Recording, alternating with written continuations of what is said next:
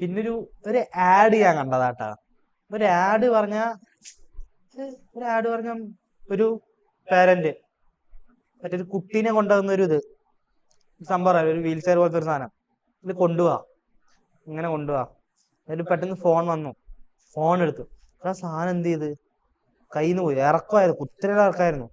ഒരാ സംഭവം വന്നപ്പോഴത്തെ കുട്ടി ഉണ്ടെന്ന് തോന്നുന്നു നമുക്ക്. കുട്ടിയുടെ സംഭവം അല്ലേ. അപ്പൊ എല്ലാവരും ഓടി പിടിച്ച് രക്ഷിക്കാൻ നോക്കി.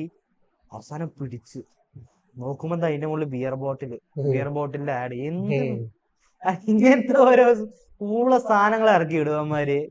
വേറെ ഇതിന്റെ കാര്യം പറഞ്ഞ വേറൊരു ആഡ് ഉണ്ട് ഇതേപോലെ. അതായത് ഒരു ഒരാളിങ്ങനെ നടന്നു പോകും, എന്തൊക്കെയോ കഥകളൊക്കെ ഉണ്ടാവും. അവസാനം എന്നിട്ട് അയാൾ എന്ത് ചെയ്യും, നമുക്കൊരു പിടുത്തം കിട്ടുന്നത് എന്തിന്റെ ആടോ കഴിഞ്ഞപ്പോ ബെഡ്ഷീറ്റ് ആവുക. അയാൾ പലതും വിചാരിച്ച്. എന്റെ ഒരു കൂട്ടുകാരൻ പറഞ്ഞാൽ നീ ഗസ് ചെയ്യും, എനിക്ക് ഒരിക്കലും കിട്ടൂല പറഞ്ഞ. ഞാൻ കുറെ ഗസ് ചെയ്തു, മറ്റേതാവും ഒരിക്കലും നടക്കാൻ സംഭവം ഞാൻ വിചാരിച്ചു. പക്ഷെ അതൊന്നുമല്ല.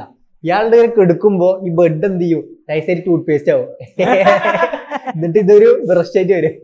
എങ്ങനെ പേസ്റ്റിന്റെ പരസ്യോ എങ്ങനെ കഴിവ്. ഇയാളെ എടുക്കുമ്പോ അയാൾ ടൂത്ത് പേസ്റ്റ് ആയി.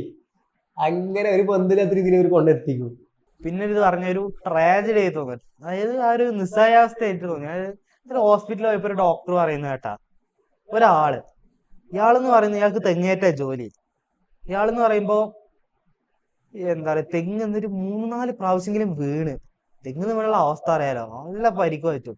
പക്ഷെ ഇയാളെന്താ ലെക്കാണോ എന്താ സംഭവം, കഴിവാണോ ഒന്നും അറിയില്ല. ഇയാൾ എനിക്ക് മൈനർ പരിക്കുകളേ ഉള്ളൂ. പക്ഷെ എത്ര വീണാലും പഠിക്കണതാണ് ഇപ്പോഴും തെങ്ങ് കയറാൻ പോവാ. ആളുടെ ഒരു മേ ബി ആള് ജീവിക്കുന്ന അതുകൊണ്ടായിരിക്കും പോകുന്നത്. കോൺഫിഡൻസും ധൈര്യം. അതായത് ഇപ്പൊ നമ്മളൊക്കെ സംബന്ധിച്ചോളം നമ്മളിപ്പോ ഒരു വണ്ടി ഓടിക്കാണ്, ആക്സിഡന്റ് ഉണ്ടായി വിചാരിച്ചോ, നമുക്ക് ആ ഒരു രീതി ഓടിക്കാൻ ഭയം ഉണ്ടാവും, പേടിണ്ടാവും. ഇയാളെന്ന് പറഞ്ഞാൽ 4-5 പ്രാവശ്യം തെങ്ങ് വീണിട്ട് ഇപ്പോഴും തെങ്ങ് കയറാൻ പോവാ. ആ ഒരു അവസ്ഥ ആളുടെ. അയാളുടെ ഒരു നിസ്സാവസ്ഥയാണ്. മേ ബി ആൾക്ക് അതുകൊണ്ടായിരിക്കും ജീവിക്കാൻ പറ്റുക.